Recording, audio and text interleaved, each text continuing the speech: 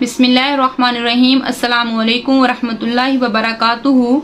उम्मीद है कि आप सब खैरियत से होंगे और जिन लोगों ने अभी तक हमारे चैनल को ज्वाइन नहीं किया वो आज ही अभी इसी वक्त हमारे चैनल को ज्वाइन करें ताकि आपको हमारी रोज़ की वीडियो के बारे में मालूमात मिलती रहे। तो आज हम आपको बताएंगे बवासीर का इलाज। एक बहुत ही नहायत ही उम्दा इलाज है और सिर्फ एक फल के ज़रिया कि अमरूद जो है, यानी अमरूद के आप करिश्मे देखें कि अमरूद एक बहुत ज़बरदस्त गज़ा है और गज़ा के साथ साथ जो है ये दवा के तौर पर भी इस्तेमाल हो सकता है और इसका इस्तेमाल जो है ये खूनी बवासीर के लिए बहुत ज़्यादा मुफीद है।